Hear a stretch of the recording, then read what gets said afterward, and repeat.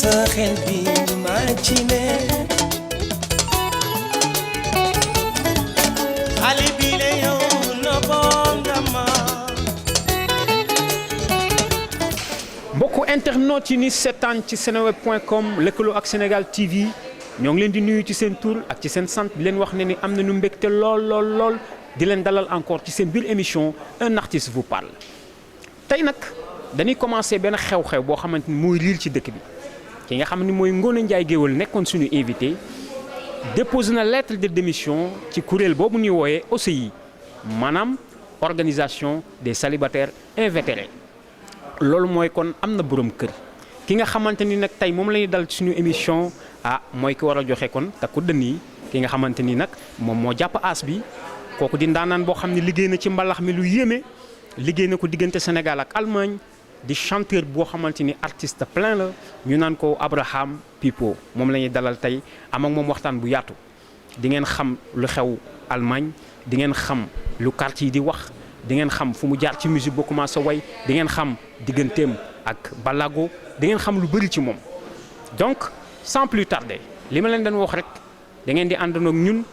ngeen jàpp suñu loxo ñu ñëw ba ci Abraham Luc Pipo waxtaan ak moom xool li nga xamante ni moom la ñu indil tey ci seen biir émission un artiste vous parle donc Abraham Pipo yow la ñuy déglu donc mbokku internet yi ni seetaan ci Sénégal TV ak Seneweb donc ñu ngi toog ak Abraham Pipo nga xam ne ndaanaan la boo xam ne liggéey na lu bëri ci wàllu musique bi ci biir réew mi ak bitim réew mais Pipo balaa ñuy sori ci waxtaan bi ma bëggoon ci tënk boo nuyee mbokk yi ba pare nga présenté nu kan mooy Abraham Pipo. jërëjëf Alaaji Bara donc di la jiital ci nuyoo bu màgg bu kawe ak mbokk yi nga àndal donc di nuyu mbokku auditeurs yi nga xamante ne ñoom ñooy seetaan Seneweb ak Sénégal TV donc di leen wax ni Abraham Pipo donc moom natif de Thiès la donc màggee entre Thiès Dakar donc voilà dugg ci musique bi quand même à Dakar. En 1989 laa ci dugg par l'intermédiaire d'un ami alpulaar Amidou Ba et son oncle Biran Dia donc c'est comme ça que j'ai débuté la musique donc et après Dakar je suis reparti à Thiès pour faire une formation à la mécanique générale donc voilà diplômé en 95 dans la mécanique voilà et parti en Allemagne en 98 en grosso modo. donc ma bëggoon nag ci tënk aussi maanaam nga wax nu sa parcours mais cette fois-ci ci parcours bi nga def ci musique bi maanaam ñi ngi ci duggee fi nga ci jaar ba ñi ngi ñëwee nii tey nekk koo xamante ni macha allah gars yi ñi ngi lay suivre sa carrière ci biir showbiz bi. bon voilà donc ni ma duggee ci musique bi moom lay cité léegi donc Amidou Ba à Grand Dakar moom mooy ki nga xamante ne moom a introduire pour la première fois ci musique bi donc c'est un ami c'est un jeune frère mais moom moo ma ci jiitu voilà donc puisque ci biir quartier bi ñun xamoon nañu ni moom dafa doon def musique alors en 89 donc j'avais vraiment envie de faire la musique donc voilà ma côtoyé ko mu yóbbu ma seen groupe alors suma premier morceau bi nga xamante ne moom laa bind foofu noonu mu nekkoon Mambamba parce que donc boobu aw ma woon idée pour créer way ni rien mais bi ma xalaatee lu bari xam naa ne pour ma bind way alors il fallait que ma yóbbu dara lu ma mën a présenter ni maa bind li donc j'ai pensé à Bamba puisque moom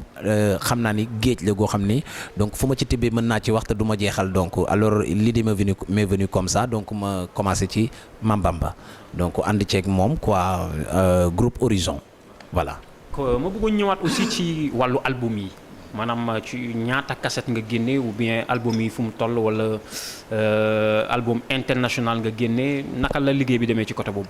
voilà album bi ma njëkk a génne mooy sama taaw donc mais bon pardon mooy sama réew du moins sama réew donc dans sama réew dama ci wayoon sama taaw et alors suma deuxième album ma tuddee ko sama taaw. donc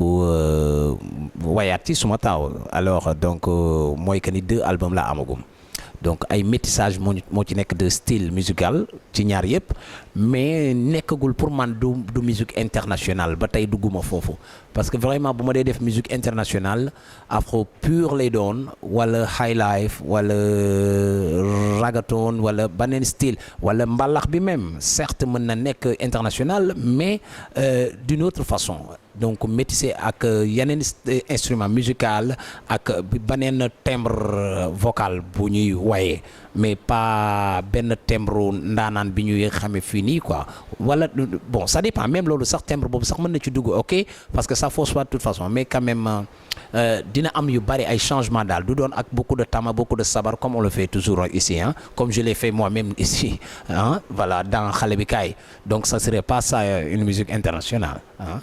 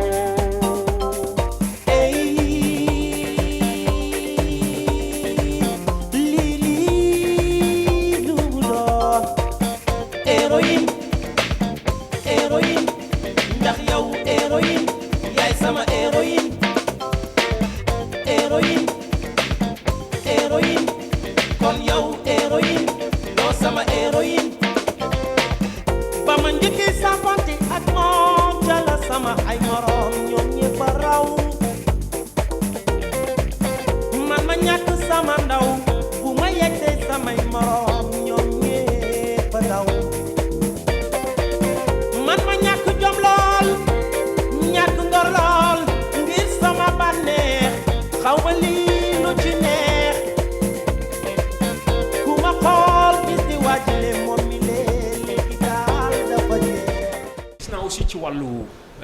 coalition lañ koy wala collectif wala booloo daal ci entre musiciens yi. mu mel ni taxawal nga benn affaire bu xaw a mel ni boo xam ni yéen artistes yi seen biir da ngeen waxtaan ba déggoo ci benn forme de groupe boo leen war a taxawal pour di àndandoo di produire mais projet boobu nu mu demee. Bah voilà donc di profiter ci occasion bi di lancer wàllu message bi même parce que projet bi projet bu ma yàgg xalaat la ça fait longtemps des années hein. Mais voilà donc aujourd'hui maa ngi pare pour teg ko gannaaw bi ma waxtaanee ak ñi nga xamante ne ñooy sumay naataango musicien donc idée bi dafa nekk ni ñun ñëpp du groupe bu ñu départandoo comme depuis Horizon quand j'ai commencé avec d'autres chanteurs mais là maintenant c'est autre chose parce que ku ci nekk bay nga sa waar ci benn yoon ba ñu gis ni yow mi tu as prouvé am nga loo def am nga ay cassette tu es connu internationalement et nationalement voyez donc kon ñooñu laa wax ni ñu ma tànn ci ñenn rek quoi ñoo xamante ne daal gën nañoo déggoo ak style musical bu xaw a jaxasoo boobu noonu ay rappeurs a ngi ci ak mbalaxmaan ak instrumentistes yu macha allah yu am ak professionnalisme voilà donc kon ñooñu laa wax ni nañ leen daje au lieu ku nekk bay waaram wuti ji benn yoon rek wut ay musiciens ñun bu ñu booloo nekk au moins 6 à 7 chanteurs donc dañuy gën a am doole ce groupe là fu mu wootee muy ëpp doole bu Abraham Pipo woote woon rek wala bu keneen ci ñoom rek woote woon et que instrumentistes yi c'est des professionnels yoo xamante ne dañuy fixe basé wu ci groupe bi parce que xam nañ ni doole bi groupe boobu war a mën a am boo bokkee ci beneen groupe boo xamante ne le leader est unique donc kon xëy na bii dina ko ëpp chance pour war a mën a percer alors je me permets de citer donc les chanteurs donc muy man Pape Daly Ndiaye ak Ngone Ndiaye wala ak Ablaye Mbaye ngi ci ak yeneen artistes voilà donc je veux pas continuer donc toujours mbokku internautes yi ni seetaan ci seneweb.com lëkkaloo ci ak Sénégal TV donc Abraham dama bëgg papier yi ne fii nga jël ci benn soo ko yëkkatee nga tàllal ko ci caméra bi ñu xool lan moo ci nekk ñu commenté ko. ok voilà. da nga koy tàllal ci caméra bi. ah. ya waaw nee na takku dënn. ya oh Alaaji Baara Mbar dañ laa yebal ci man. waaw kon nag xam naa balaa muy dugg ci question bi. waaw dama la naan ndokkale. waaw parce que xam na ni dañ ci nga soxla. donc ci jigéen ju baax koo xam moo nekkoon suñu invité. di ndaanaan bu mag. ci wàllu taasu. di artiste complète boo xamante ni dafa mënee boor yu bëri. yàlla def muy sa soxna. waaye balaa ñuy dugg ci loolu. waaw léegi dañ la bëgg a laaj. ñi ñu war a jox takku dënn tey jii loolu du wax. Alaaji Bara question bu doy waar gis nga nag fi mu nekk nii moom su fekkee war naa joxe takku dënn moom defe naan ñi ma war a jox takku dënn mënu ma leen a matale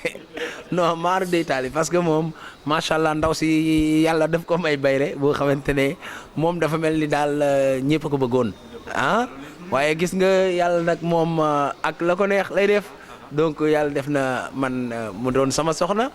donc takku dënn moom cosaan la aada la donc lu rafet la mais ñi ma nar a jox takku dënn bari na daal Alaaji Bara ayca mi lan la Anta waaw Anta waaw yéeme na de waaw kii moom yéeme na trop moom waaw kii nag moom Anta yàlla dafa def muy turu suma doom donc elle s'appelle Ndeye Anta Mahena ça c'est le nom de ma fille ma très chère fille ma fille aimée donc ma fille aimée ma fille aînée donc voilà donc mu ëmb lu bari di wund lu bari tamit donc nga gis ni bu ma ci commenté moom toujours dafay bari lu mu may jox quoi donc vraiment surprise la bu rëy ci man la parce que je m'y attendais pas mais quand même naa ci mën a wax tuuti rek sama doom la donc malheureusement je n'arrive pas à la voir donc ça fait 6 ans de cela donc elle a aujourd'hui 8 ans récemment le 11 mai donc j'ai fêté 8e anniversaire Ndeye Anta donc au Madison donc suma mbokk artistes yëpp ñëw ci donc ñu koy naqarlu di bokk